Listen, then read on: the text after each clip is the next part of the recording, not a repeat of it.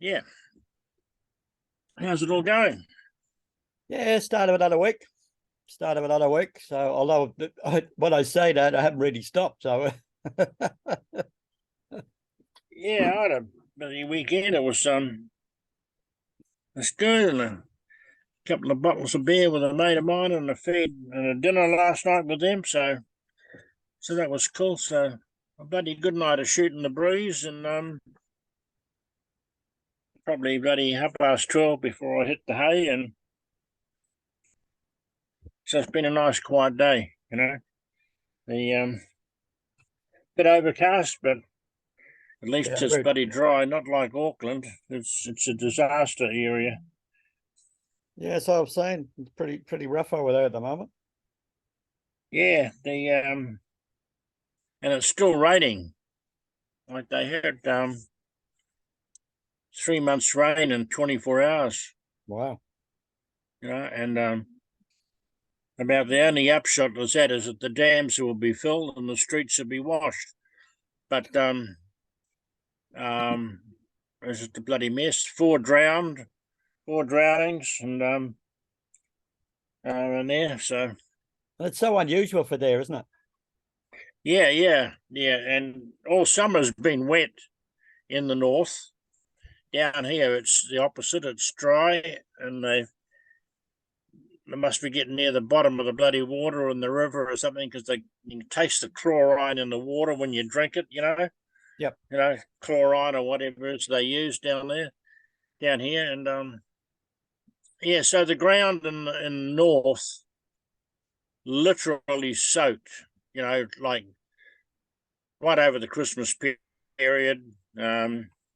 So you got slips, road closures, subsidences. It's going to be millions and millions of dollars worth of work damaged and done.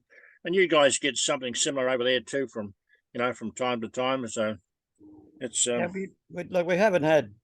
Usually in Melbourne, we don't. It's not that bad. Although, a few years ago we did. We got the city was drenched, and the cars were getting flooded, but it wasn't that bad that we had drownings. But if you look at what's happening in New South Wales and Queensland, that's different. Like the rivers are all overflowing. Mary optimized my life. I wonder who that is. Is that our Mary? You there, Mary? I'm not sure if They it's had a Ricardo meter of or water, who else a was meter of water in the airport terminal. So but I suppose it's easy to sit back and criticize stuff, and you got the armchair referees all sounding off about the mayor and one thing or another, but that you're going to get that. And how often do you get a deluge like we got? And I think that's the problem, that unless they've got and they should have in place disaster recovery plans. So when you get stuff like this that happens out of the ordinary, but you'll probably find it, but when they do that, because they all have meetings about it and setting them up and doing everything else, but when it actually comes to the time, they all shit themselves, because they don't know what to do. Unless you've got a good manager or a good program manager in there that takes the helm, pretty hard to react. Like you said, something happens 24 hours. What do you do? They've got to get all the essential services in place, like the recovery guys, everything else in place as quickly as they can. But they've never done it. They've never done a dry run. Yeah, it's interesting when you look at from the beginning of the town's planning. Like they may make all the drainage and the sewerage, to cover a 100-year downpour, and then you get something out of the blue that comes along that's once in every 250 years or something type of thing. Yeah. And nothing copes. So it's it is Mary optimized my life. How are you, Mary? Mary. Hi. Helen. Yeah. Hi, Helen. Yeah. Good to see you again. Coming up sometime this week, Fred, if you got a few moments. Absolutely. Yeah, just We gotta, if you can go through, I'll send you the link to his website, and it's Gavin, and it needs to be tweaked. yeah, cool. No, happy to have a look. Absolutely. Yeah. Thank you. Well, what day's better for you? Any day, but not tomorrow. Okay, yeah, that's good. Yeah. So it's But he's gonna be joining your group and Jason's group coming up. okay. Yep. No, that's easy. We just need to book in a time, so it's good. So you see it as a initial three-way call. Okay. All right, I got an issue. I'll be right back. Okay.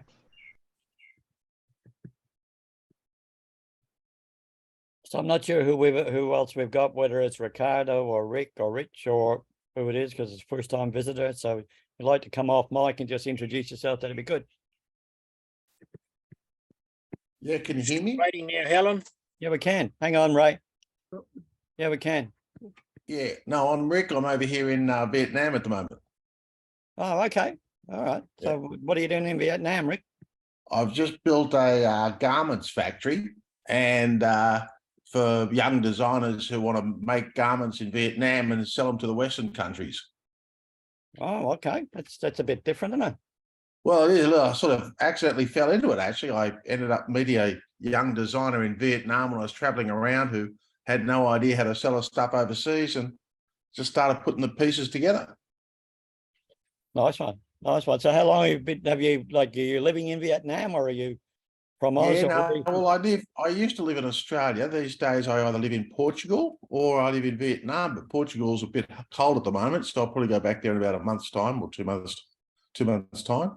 But virtually do everything virtually. I have a worldwide business called We Buy Houses, which buys and sells houses, but I've had that for about 30 years. Ah, now I know who you are. That's Yeah, cool. I'm that guy. G'day, mate. How are you? Fit, fine, wonderful, and well. So my last We Buy Houses in Vietnam started about 6 months ago. So as you can imagine, with the world having a bit of a property crisis, everything's getting a bit busy. Yep. Yeah, no, it's things are, but they're ever changing, aren't they? So there's still opportunities there, but it's obviously getting harder. You don't see as many of those, like, because I was into that at the time, did a property, got burnt a couple of times and got out of it, but that's another story. And that was my own fault. It was just naivety and just doing stupid things. But that's probably about 20 years ago. It would be 20 years ago. We all say that we all know what we know, right? Yeah. And experience is what you get when you don't get what you want. Yeah, it's cool. Oh, well, don't think we're going to get too many more people in. It's still holidays, pretty much in Oz, but we'll see how we go. So normally what we do, Rick, is we go around the room, we do a quick introduction of ourselves, of what we do, who we look at, but more importantly, who we want to serve and connect with, and the people they actually associate with. So I'll start just to give you an idea how it works. My name's Fred Gillen. I run a digital marketing agency called More Marketing Ideas. And I help small business owners with their online profiles so they can get more traffic, get more connections, and get more sales, most importantly. And right now, who I'm looking to connect with are local tradies, or for Mary, who's in the States, local contractors. Then that means plumbers, electricians, HVAC contractors, that kind of thing, so that I can help them get seen in the local community. And we've got somebody sneaking out with a cup of tea for me, so that's cool. That's all right. Thanks, Chief. You got a maid. You got service. Yeah. So it's my younger son's partner that's staying with us for a while, so it was pretty good. And it's probably a good cuppa as well, which would be great. So that's really what I do. And as I said, I'm trying to connect with tradies or contractors and that kind of thing. So Ray, would you like to introduce yourself? Yeah. Good morning, all, and Richard. Can't see you, but I can hear you. So Ray Treadaway from raytreadaway.com, sitting down here in the bottom of the country with the Southern Ocean behind me somewhere. And I'm an advocate for New Skin Enterprises, and I love working with the beauty devices. And so if you want to look good, feel great, perform better, look 10 years younger in 10 minutes. You can utilize these products. They work on men as well as women. And from that aspect, and I like to work with beauty salon owners from that aspect, and but anyone who wants to look good. And so Rachel Away from rachelataway.com, your new skin advocate. Mary, you're up. I'm Mary from Optimize My Life Live Talk Radio, and we are all about tips, tricks, and different things that give you hope and help you improve your life, from travel to education to nutrition to just communicating better. And so we're looking for individuals who would like to guest on the show and talk about their business and what they're doing, and sponsors who want some radio space. Yep, I've got to organise a time, don't I? Yeah. Sounds good.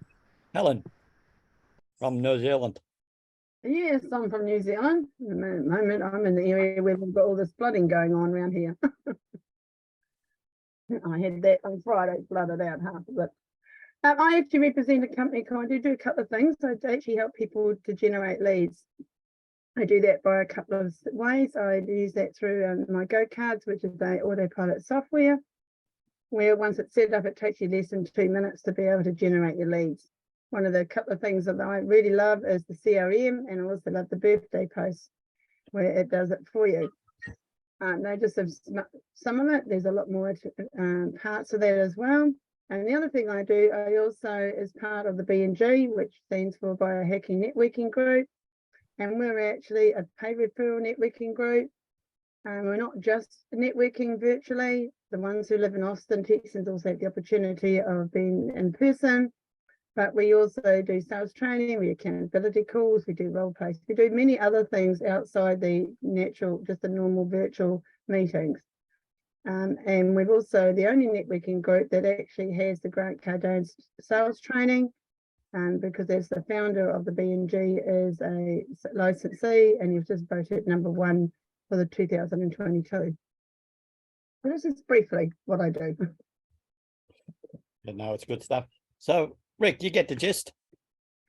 Yep. Okay. So I started a business about 35 years ago called We Buy Houses in America. It's pretty much worldwide. And we've just now taking We Buy Houses international, call it We Buy. So we now have We Buy Fashion, We Buy Software, We Buy Legals. And we're now just getting into We Buy Artificial Intelligence. So I'm trying to learn about artificial intelligence, and I've just instructed us to build about 10 different We Buy artificial intelligence tools so that people could go to We Buy International and get all their new artificial intelligence items. A little bit like the Virgin label. We just use the We Buy label, and we just put it over various different businesses that we're doing joint ventures on. Hence, We Buy garments in Vietnam. It's actually interesting that you talk about AI, because everybody's into it. Like Ray's company have just now introduced AI into their stuff, even though and they're using the Internet of Things to actually implement it. So it's pretty good. I actually ran a session on Saturday where I was talking about ChatGPT, which is all the buzz at the moment, about using AI to create content. And I was actually in another Zoom call today, and they were talking about elevator pitches. And it was really interesting because they were saying, minimize your elevator pitch and let just give people the basics so that they are forced to actually make contact with you to find out the rest, right? And while I was in there, I jumped into ChatGPT and I said, write me an elevator pitch for an online marketing strategist. And this thing came back with word perfect of what I should be saying. It was phenomenal, So the way, and this is day one for this stuff. Like it's been out for a few years. It's been under the covers for a few years, but it's just starting to hit the public arena now. And it's really beta at the moment. We look at this in 12 months time. I got no idea what it's going to be able to produce. It's mind boggling. It's like when the iPhone came out, people were looking at it and they're going, what is this thing? And look at what it's doing now. Everybody's got one and nobody can remember phone numbers because they're all plugged into the bloody phone, right? Yeah. So it's, how like I said it in these rooms before that when I was an electrical contractor for years and started out, that was my business that started out, and I would remember every customer and every client's phone number, right? So I didn't have to type it in, because you didn't have you'd have to, either. I was one of the first ones to get a mobile phone in the car, but even then you still had to type the number in. It had no memory, right? So you had to get the handset, and there was a big bloody box in the boot that was an amplifier that was driving and everything, and a great big aerial hanging out the back of the car, just so you could make this connection, So, but now I can't remember even my wife's phone number. I can't even remember it. I know not the last couple of digits, but the start of it, no, because those brain cells are no longer used. So it's not there. So it's amazing how life changes. Yeah. So, It's the same way with passwords. Oh yeah. Although I've got a way of doing that. So because although I must admit I got forced into using LastPass recently because it's the only way somebody could pass me the password to get into their account, and it's there, but I still know my passwords from most things I go into, and I've got a kind of a way of remembering that, the way I structure it. So it's got a few unique features to it, but it's always related to somehow to the site I'm logging into. So, but it's I've got interesting. mine written in a little book as well. Yeah. Because Most of them I password, remember, but sometimes when you got to change it, oh God, so I just have in my little notebook. the thing about LastPass and other password programs like that is, and it's a bit like crypto, if you forget your master password, you're stuffed. Okay. So And also, what I've learned, sometimes you can change it, but it doesn't actually get changed on it. And I'll go and pull it up, and it's still putting in the old password, not the new one. Yeah. So it's not, it's a good tool, but people are relying on it a lot. So when they get locked out, now you can always, provided the company you're dealing with gives you the opportunity to reset your password, it's probably not that big a deal. You can go in and ask for a password with it. But if you've logged in with an old email account and you forgot to change it or associate it, and a lot of clients I deal with, that's one of the issues they have. They set up Google My Business pages and they set it up with some old email. And then when we go in and try and recover it, you just can't get in because they send out, yes, the email to recover it, but it goes into this ether somewhere. So they can't get it back. And of course, it's a lot more involved then to recover that. But we can still do it, but it's a lot more involved. So passwords are pretty important, but I tend to work something out. So yeah, that AI is pretty darn good. Once you start to get those creative juices flowing in the neural pathways, all sorts of things open up there, possibilities. And all right, Nobby, no good there. You're laughing about the creative juices in your neural pathways, all right? But anyway, but they're okay. They're Australian ones, The and anyway, it works good. And I constructed up some good letters on Saturday afternoon, and Sunday afternoon, and it was pretty interesting. Sometimes you need to put a lot in, and other times you just need to put a little bit of info in, and let the machine do its thing, the thing and then that you can extract what works for you, and modify with it. the AI tool is that it's learning from what you're typing in. Yeah, exactly. Yeah, that's what I found. Yeah. So it's like I did a test on the giving away some of the stuff I teach in the class, but one of the things I did was I asked it to give me 5 chapters, right, on a particular topic for a course, and it came back with 5 chapters or module names or whatever, and then I said, write the content for chapter 1. Right. So I didn't say write the chapter and which I did previously. I cut and paste the title. So I just said write the chapter for chapter 1 or the content for chapter 1, and it came back with it. Right. Then I said change that topic to health instead of wealth. And it did, right? So it's like you're talking to it in English. It's not like whereas previously, like you go into Google and you want something, yes, but you've got to, every time you type something in, you've got to be specific about what you want. It doesn't remember what you've typed in previously, right? Whereas with ChatGPT, it does actually remember the conversation.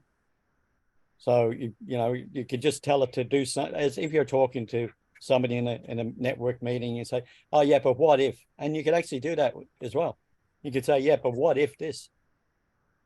Yeah, You know? I was talking with a mate of mine in Christchurch Saturday afternoon, and and he's been a caravaner like I am for a couple of years as well, and he runs an organisation called Get Flushed, and I said you need to be on these networks here with Fred and the rest of the team, and but I said you want to get onto this GPT chat, you know, and you can see the barriers come up, you know, so I was sending him an email with Fred's links and stuff, and then I thought I got in 5 minutes. I had 2 good articles on Portaloos and that type of system, the benefits of being in that business, and I emailed it all to him. So he's busy digesting it all now, you know. But it just came up just like that, you know, and it was just interesting. It was a totally different industry I knew nothing about, you know, and but you can, I think, you know, it opens up those neural pathways and for your own business, you know, different aspects of that. And I see use now, it a lot for Hey? my radio show, helping to reword some things so that I don't always say things the right way. Yeah, right. Because I forget that, yes, just because I'm American. But because of I forget that I have to dumb some things down a little bit lower. For us Aussies. And it really more for people who are old.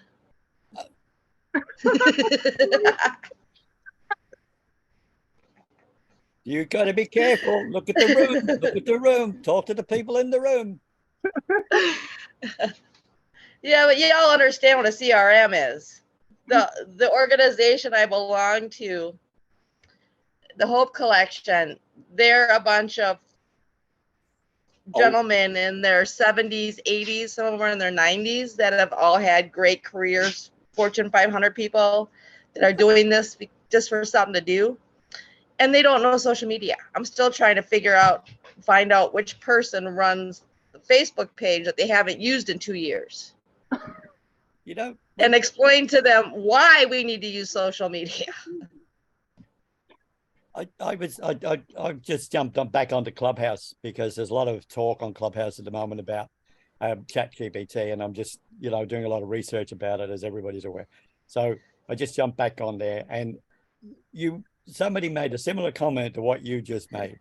And to be honest, you cannot classify people into one box. Like, look at the room, you know. I think a majority of people here are well over 50, right? Maybe well over 60. Okay, no.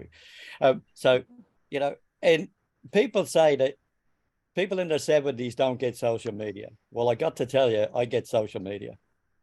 Oh yeah, a lot of these people do, but my group don't. And it's like explaining to a 5-year-old. You know, raised the same. So, you know, because you're not in the 70s, Fatima using it all the time, you know. So well, my mum's 90 and she uses, once I taught her how to use the phone, she uses her phone to do all her Facebook and stuff at 90. Does your mum swipe left or right? That's Tinder, dude. That's Tinder. Get off the program, right? Hey, Facebook's becoming that. It's insane the messages I get. Yeah. You get all the guys in their army uniforms. It's the civilians with pictures. I make my husband some days check my Facebook messages before I look at them because I just don't want to see that stuff. Which World War uniform are they wearing, though? None. That's the problem. The Korean? World War II? Yeah. So has anybody got any issues that they'd like to draw out, and that, you know, we've got a good brain trust here, so that, you know, you got some issues with your immediate marketing or something in particular that you'd like to just ask the group?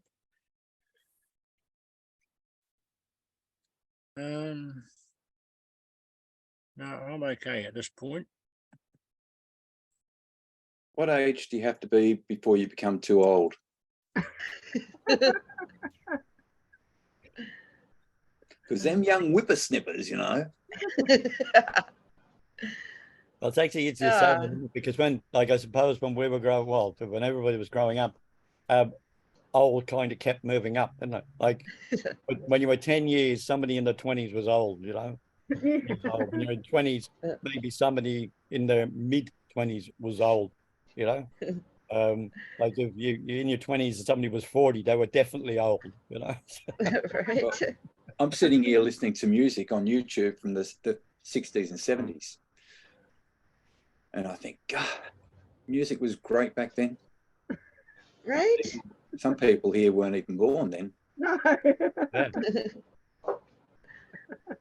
Hey, Your Rick, 90 I just made the 70s. your 90-year-old mother was a bit of a hottie back then. hey, Rick, what do you actually do? Well, I buy and sell houses, but pretty much on an international level. I did write a book called How to Buy a House for $1, and in Australia, it didn't get very well received. So that was okay. That just increased the size of the brand, really. But now, because We Buy Houses has been around for so long, I was getting a bit bored. So I just thought that because the way the company was built and the way we thought about it, we could do what Virgin did. And we're finding just lots and lots of young entrepreneurs, but they don't know how to make money or how to market things. So I've just turned We Buy into a corporation now where we do joint ventures with young entrepreneurs who have products that they can't get to market. So, you know, We Buy drinks and We Buy software. And the reason I'm trying to get up the GPT is I've just started to go onto Fiverr and get them to start building me AI tools, and I can have, you know, We Buy this and We Buy that. And so I'm just starting to learn about GPT, and as fast as I can, I'm trying to suck it into my brain so I can spit out some pretty clever ideas. But yeah, so I'm just in the business now of just recreating something I started 30 years ago, but just to give me more excitement. Haven't heard anything from you, Rick, for about 100 years. Well, not quite 100, but you know what.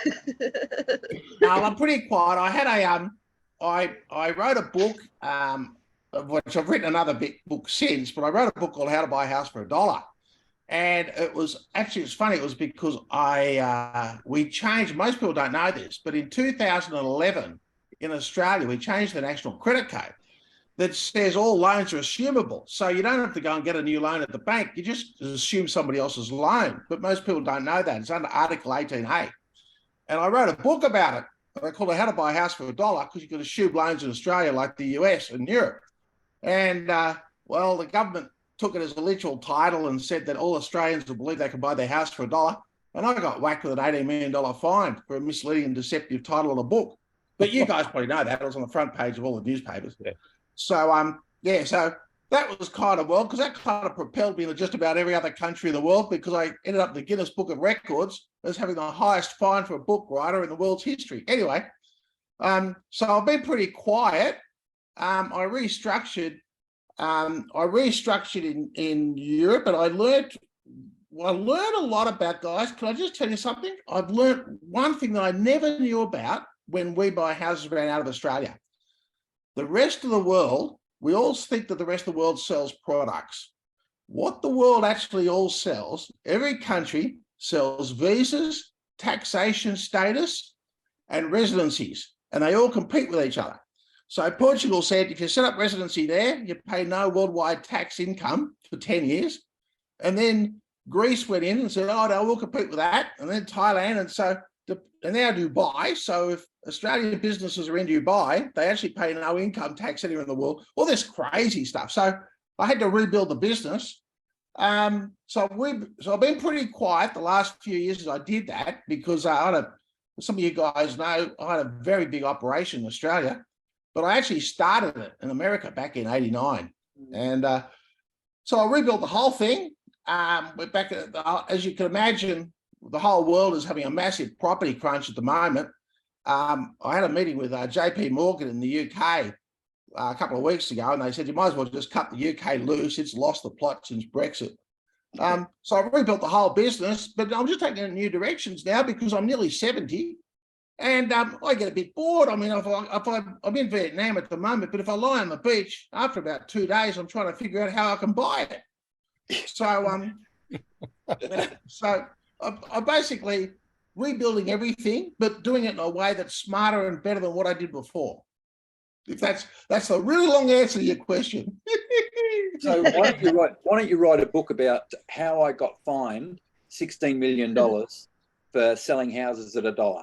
Well, let me tell you something. If you go on the website, you'll find the $18million.man.com. The Americans brought my name for the US. Asked me to change my name to the $80 million man because that book became so famous and the fine was the front page of every newspaper. And the $80 million man is how I'm sold into the US at seminars and events as to, so, no, that's already been done. Good. And I don't own my name, Rickott, in the US. I'm known as the $18 million man. Right. Yeah, no, I remember you from way back when, and I think it was mostly in Queensland when there was a lot of promotions going on for property selling and everything like that, and all the spruiking and everything. Yeah.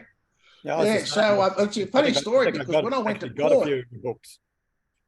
I've got to have to go into the archives and dig them out. Yeah, well, my most recent book is how to buy a house for $1. How to get people to give you money. It's on Amazon. How to get people to give you money. But the Australian government has asked me not to release it in Australia, but you can buy it in all the other countries or on Amazon, right? And really, it's just a marketing book. Everybody says, look, let's have a book called How to Sell More, or How to Market Better, or Influence, or Scarcity, and all this stuff. At the end of the day, everybody wants to learn all those tools for one reason: how to get somebody else to give them money. So I just call the title of the new book, How to Get People to Give You Money. It fit in with How to Buy a House for $1 kind of thing, the same family. So, yeah, I'm sort of, as I said to you earlier, I've just absolutely ran into somebody here who is a very smart little fashion designer, and she didn't know how to sell clothes internationally. She's trying to sell them to people in Vietnam. And I just said, look, I think one of the great opportunities for everybody here on this call is you buy stuff from the East and you sell it to the West, because the West will pay 10 times more for a dress than what they'll pay for it in Vietnam. And you do that stuff, I think, just for the fun and the excitement of it. So, Rick, if you send me $5, I'll let you know how to make $1 million. Well, there we go. Thank you very much. Hang on. We've all seen that ad in the newspaper. Yeah, that's the old one. I don't know, like, if people haven't heard about it, but basically to put an ad in the newspaper, send me $5 and I'll tell you how to make 500, right? And so it was when snail mail was there, so people would put $5 in the envelope, send it to the person, and they'd send them a sheet back, do exactly what I did, put an ad in the paper, asking people to send you $5, right? You get 100 of them. So I think we tried that online, but I think they actually made it illegal now. You can't do that. So, geez, Fred, you just crawled my income for the day. Yeah, I know. Yeah. But maybe you can up it to send me $100 and I'll tell you how to make 1,000. I don't know whether that will work. Well, the more it costs, probably the more it's worth. So make it 1,000. Yeah, $9.97.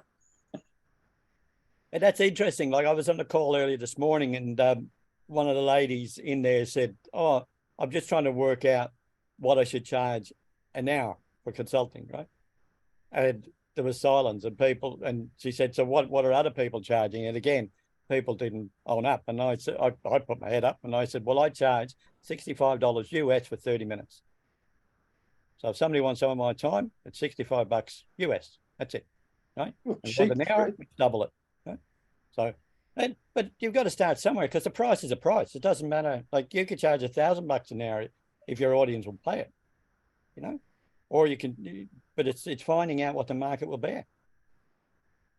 Well, that's really good. So that we can get to the pointy end of the pencil very fast. When we finish this call, could you connect with me and I'll pay the $65 or whatever I'm going to pay an hour, because I'm going to get up to speed on Chat GPT, and you know a heck of a lot more than I do, and I simply haven't got time to read the books. That was actually interesting, Rick, because you just basically gave yourself a 50% discount because it was 65 for 30 minutes. Right? It's US, Rick. And Rick, if you speak nicely to Fred, flash your gold pensioners card, he'll give you even better discount. He's not 70 yet. Oh, But I still get the I'm at 60, what am I, 66. So I still get to go on buses and trains and stuff for $2.50 when I'm in Sydney, which is good. Yeah, well. Yeah, no, I'd love to connect afterwards, Rick, and you're like, we'll just have a chat anyway. Okay. Yeah, I'll have to, Fred. That'd be great. Yep. I hate to cruel Fred's income, but there's plenty of videos online. Mate, fuck off. Well, there actually is, but you know, sometimes you can sit there and you can watch the videos, but you've got very specific things you want to find out. And sometimes I find I can watch the videos and spend a few hours, or I can just write the check, pay somebody, ask the questions I want to get the answers to, get the answers super, super fast, and get on down the road, you know? Just ask GPT. Yeah, I'll ask GPT, what does Fred know? That's then right. I'll And just they tell can me Fred get knows, back. I can save the call. And it'll come back and say, Fred who?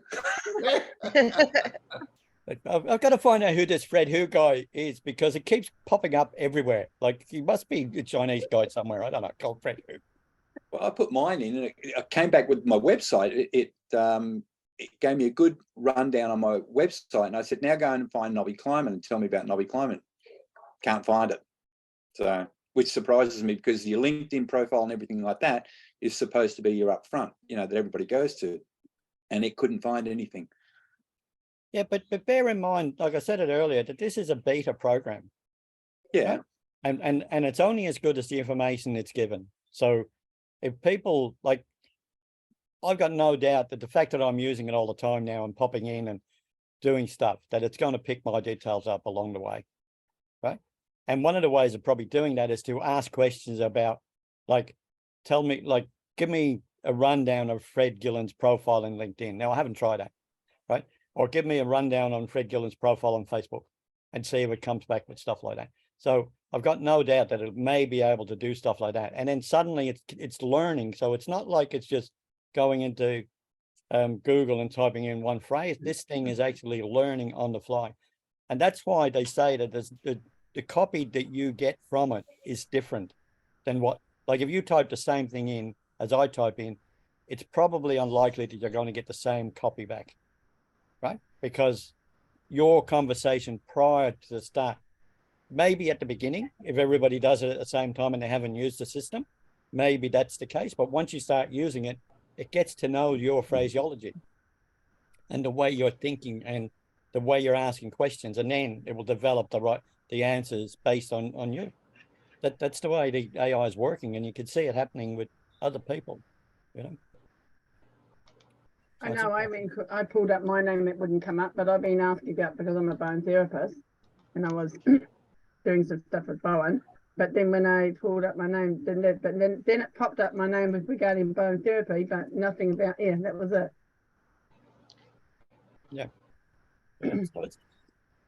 But I mean, we're all learning. I've only started to dive into this probably maybe 6 weeks ago, a month ago, something like that. So it's, you know, Nobby's been in, raised and looking at it. Now we're finding, like, Rick and Mary, everybody's and Helen. So we're all into it, and it's really day one for this stuff. Yeah. So it's a big thing. I've actually started to write a book on it. The majority of the book was written with Chat AI. I've just gone in and have done a few minor edits. Got to clean out some of the stuff that's in it because a lot of it's technical. Hello. Okay. That's all right. Yep. He's left you. Yeah, she's gone to spend money. Yeah. You could see the credit card's going to get a hit, but however, we'll see. We'll live with that. Yeah, so I mean, it's it's really interesting when it came back with itself. A lot of the stuff is kind of repetitive the way it finishes off articles and topics, right? So, and that's why when I take the stuff out and you like, if you want to write a book, yes, it will give you the highlights, but it's really important that you take that information and put your own personality around it, right? Just cutting and pasting, it's okay, but you know, I bought one the other day from somebody that promoted themselves as being an expert on ChatGPT, because I'm doing a lot of research around it at the moment, and it's a great heap of crap I've ever read, because all they did was actually cut and paste what ChatGPT had given it. Didn't go in and edit the stuff, didn't have a look at it. A lot of the stuff was repetitive, and a lot of the stuff just wasn't factual. You know, I had it write an article for me about SEO because that's one of my skill sets. And the stuff that came back was spot on. So I could actually use that as it came back, right? But I think it's important when somebody uses these tools that they don't just go and cut and paste and think they're going to get results. They've got to use, like, whatever the topic is, Rick, if you want to do it, you type it in. But then what it does, it allows you, rather than spending the 20 minutes writing it, right? You're only spending the 20 minutes editing it, right? So you halve your time, right? But it doesn't stop you the edit process. Then what I do is the opposite. I'll write it first and then I'll put it in and then it'll tweak it and twist it around so it sounds better. And then I re-edit it a little bit. The other good thing that it can do is summarize stuff, right? So if you have, like, you write an article and you want to say in your show that I'm going to talk about this, whatever it is, you can drop all that text in there and say summarize, right? And it will actually summarize it so you get the talking points basically of what you're going to talk about. So there's some really good aspects of it. And you know, I'm learning it as I go as well, because some idea will come up and I'll try it. And if it doesn't work, then I can tell somebody it doesn't work, right? It can't do that, which is important as well. What else has come out of that is that it's, if you've got a lot of knowledge about your skills and trade, you can, that's even better because you can see just how factual it is. You know, you can observe and then you can tweak that and you can learn a bit from it as well, you know, from there. So it's a two-way street. There's, but I think it's pretty good technology. It's going to change the way our business landscape is, period, whether we like it or not. It's like the Industrial Revolution. It's here, and it will be bloody great. Anyway, guys, I've got to do a runner. Right. And that, no, Nobby, don't say anything. All right, okay. Do you need an umbrella or a fishing rod? I need the bloody fish. That's what I need. Okay, not the fishing rod. I need a fish. Fish shop's down the road. It's far better to go to the fish and chip shop down here in Invercargill and get a good feed of blue cod and a handful of chips. Okay. A mate of mine sent me some video outside his place. He lives in Auckland, and the water. Oh, yeah, it's a bloody disaster up there. From there. Anyway, catch you later. Good to meet you, Rick. When Jacinta leaves. Yeah, take care. Keep warm. Thanks, keep warm. It's a CIA saying you got to stay alive. I read it in a book by Tom Clancy on Facebook, so it's got to be true. Okay. Written by GPT. Yeah. See ya. Rightio. Right. Thanks, mate. Oh, bye, Ray. Oh, he's gone.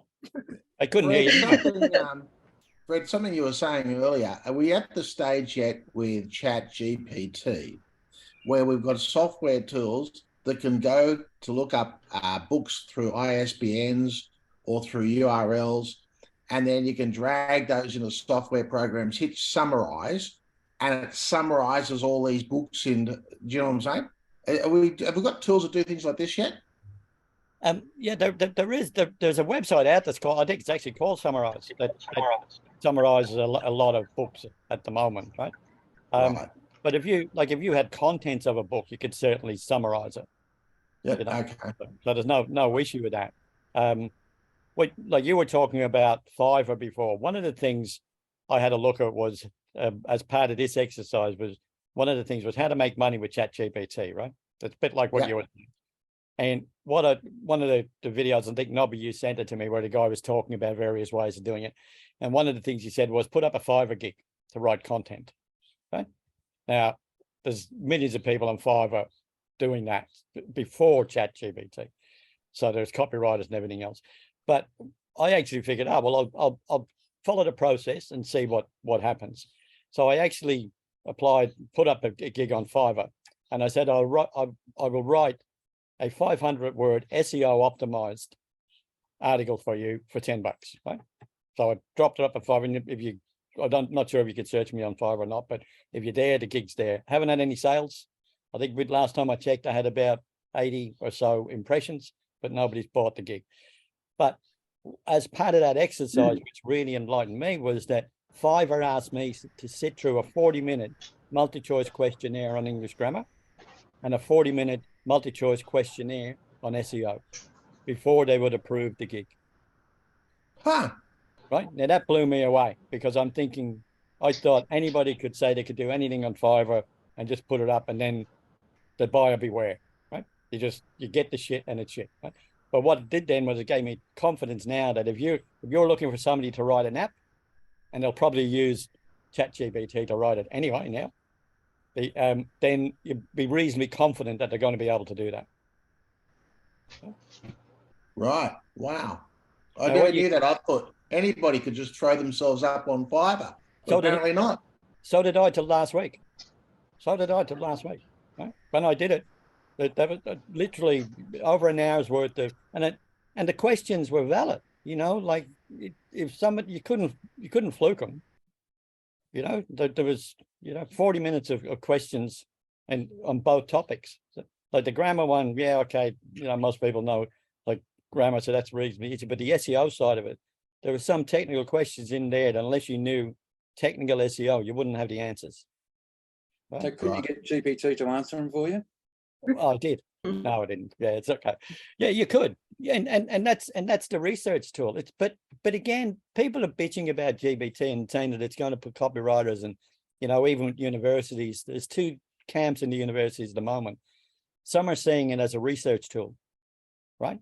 And if you use it as a source in your thesis or whatever you're running, then there can't be an issue, right? Because you can use Wikipedia, you can use, if you had them Encyclopedia Britannica, you could use anything as your source for writing a thesis on anything, as long as you name the sources, and they can double check that, right? So if you say, I use ChatGPT, the other universities are saying, no, this is plagiarism, and it's not, because the content you're getting, if you're going to submit it, and my opinion is, if you're going to submit that to a university or any company as an essay to get marked as, as part of your course, then you've done the research. And if you submit it without editing it, you're a dickhead, right? So if you get this content back and you edit it and make sure, and even if you just read it and it's factual and it's right, there's no need to edit it, then you submit that. You've done your research, you've read the stuff, you now know it because it's in your subconscious. So where's the issue? That's just my take on it. So I just see it being used heavily as a research tool in the future, not as a be all and end all for people. It can't be the be all and end all, because it doesn't give a human element in the manner of feelings and expressions and things like that. What it provides is factual information, and therefore it's very dry. Despite that, you can ask it to write in any type of, it can be an exciting, it can be sad, it can be funny, it can be inquiring, and all those different sorts of ways that you can get it to write. But it still misses that human element. So while it's great for being the foundation for something, it still needs to be finessed. And if you want to get around that, that information that I put in the chat, one of the tools in there, which I've had for a while, which is Quillbot, will rephrase. And I've also had, I've got two other rewriters that will rephrase text that you put into them. And the problem that I found with those is that they're limited to something like 300 characters at a time. So if you wanted to write a book, 300 characters at a time, it's very painful. But that's the way that you go. And then you give it to somebody on Fiverr and say, here, go and do it. But you've still got to come back and write it in your own words. My books would be nothing if they weren't written by me. So Are they something now? Huh? Are they something now? They've always been something, Fred. Whether somebody else valued them in the manner in which I wrote them is up to them. And based on the testimonials I've had back, they're bloody brilliant. Yeah, no, they're pretty good. I've read them. Yeah, Take they're off. good. They're good. Right. Catch you again. So, So it's been another chat GPT session today. It doesn't seem to be changing the topic, does it? So Well, and there's another chat GPT. There's GPT-3, which isn't quite chat GPT. It isn't quite as smooth as chat GPT, but GPT-3, while a lot of people have trouble getting into chat GPT, GPT-3 is online the whole time and people find it easier to get into, and it'll do basically the same thing. Yeah, that's like if you go to like the playground, as it's called, right? In OpenAI, like it's beta.openai.com. If you go to the beta before OpenAI, then you'll get into that and you can go into the playground. And that's where it actually starts to learn about so you can put in a phrase that you've written or whatever, and then ask it something and it'll pick up on your mannerisms or whatever in that. So, but that again, that's another beta site. But it's ever learning, so it's interesting, and it's all what was that called, Fred? It's the same. It's basically the same URL, so it's openai.com, but you just put beta before it, so beta.openai.com. So it's all under the same platform. If you go to openai.com, you'll get a whole heap of other AI tools listed down, like DALL-E for images and stuff like that. There's a few other tools with images like Midjourney. You get some initial credits and then you got to buy it. So it's a paid platform for creating images. There's a couple of others that are coming out now. I've heard of OpenJourney, which is new, but you've got to go on a wait list, which is basically Midjourney, and I'm told it's at no cost. But they're image generated using AI, right? So the concept is that really what you get your article written, you get your images written, and you ask the thing to write a landing page. It writes a landing page, you put this image in, and you've basically got your website set up. And quite by accident, I typed in just open.ai and came up with another site. So, yeah. So it's flavor of the month at the moment. Yep. Yeah, I like Hyperwrite. That's what I use for a lot of things.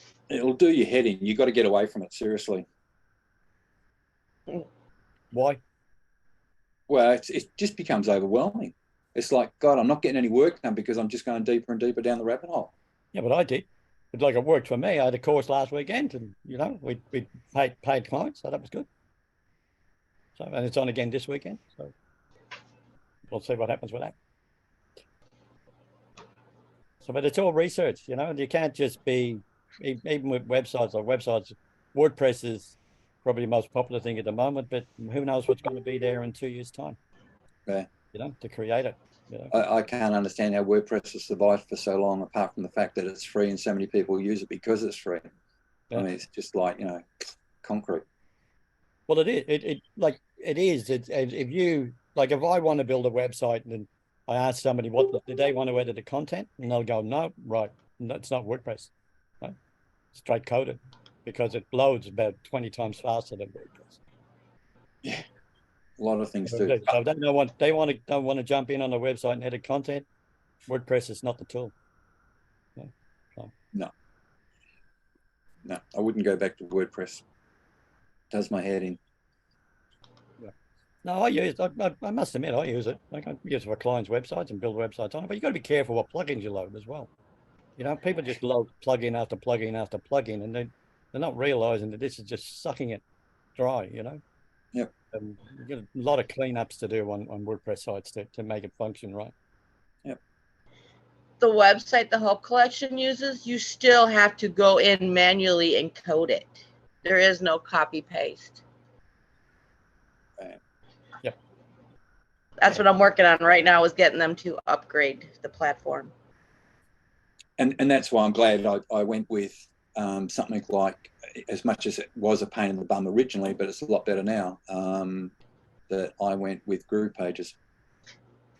You know, and I tried a few before that, and having had my own outsourcing office in the Philippines where they were building on WordPress, when I sold it and got out, I was still on WordPress, but now moving over to other platforms that are a lot quicker, a lot easier.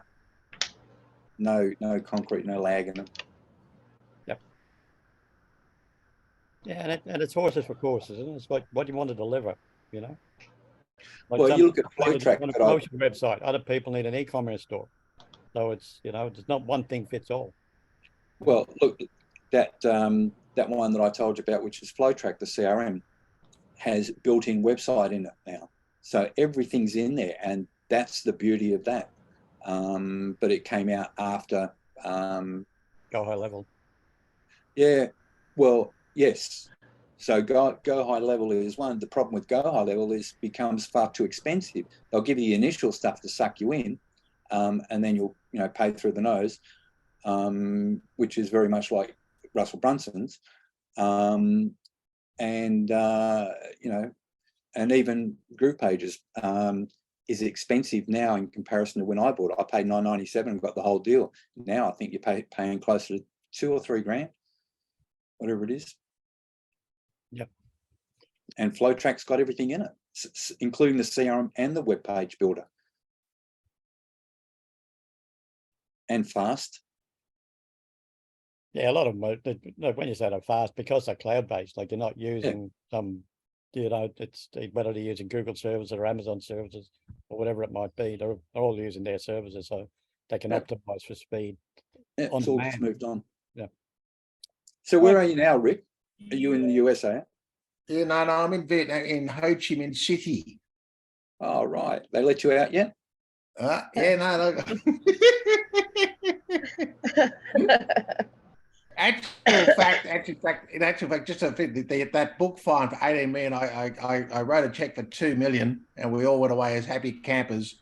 Although I must admit the ACCC won't have me at the Christmas barbecue, but that's already done and dusted. And but yeah, look, I've just stumbled into other things. I'm over here. I'm 4 hours behind everybody else. The only thing that's you love about this part of the world is the Wi-Fi is like 500 up and 500 down.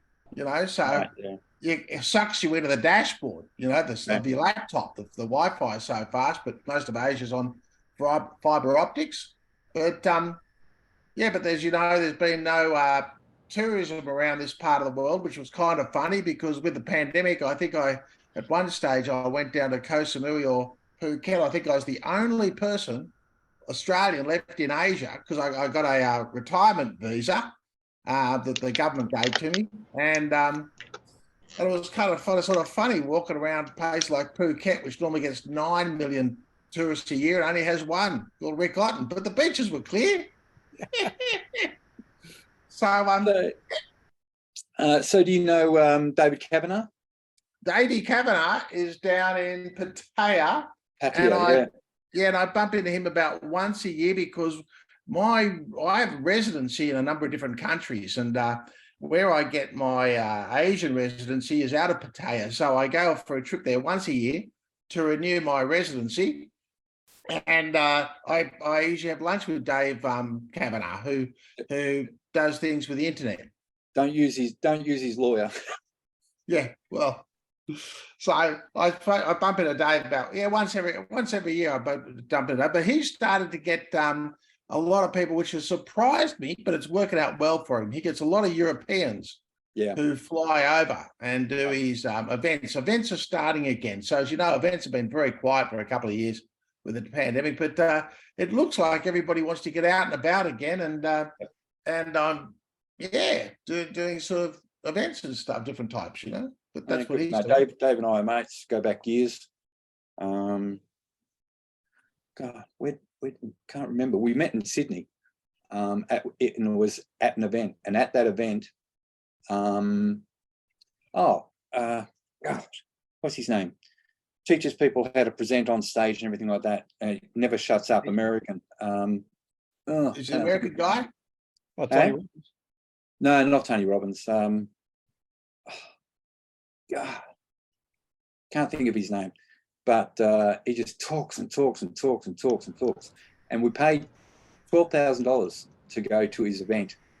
And a lot of the people who were at that event, we've all remained good, close friends. And Dave was Is there. that Joel? What's his name? Yeah, Joel Bauer. Yeah, Joel yeah, Bauer. yeah. Actually, I'll tell you a funny story about that. I paid Joel Bauer 25 grand, right? And my wife and I went to, I think, Los Angeles or somewhere in America to meet him, very well. And, Joel, and I remember his wife had me for breakfast the next morning. And she said, look, Joel's got to start buying some houses. How to buy some houses. But that was a long time ago.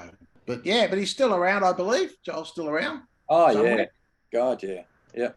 Yeah. Doesn't need your money. He doesn't need your money. He just wants to give you. He just wants to share with the world. Yeah. As long as you give him 25 grand. Yeah. Yeah, that's right. Oh, crikey. Funny. So that was good. All right, listen, I'm going to go. It's the top of the hour. Yep. That sounds like a plan. So when would you like to catch up, Rick? I tell you what, I'm pretty well free, anytime. Just remember, I'm 4 hours behind you. I'll tell you what, we could catch up in an hour or two, if that works for you. Yeah. Do you want to just speak to me on Messenger after this, right? But in an hour or two, that'd be great for me if that works for you. Yeah, let's make it 2 hours from now. That'd be good. 2 hours from now would be great. Send me just a link or something on Messenger and we'll chat. That'd be great. It'll be the same link you got here, but I'll send it to you anyway. Thank you. And we'll chat in exactly 2 hours, okay? Sounds good. Take care. All right, I'm going to go, guys. Thanks very much. Cheers. Bye. Bye. Bye.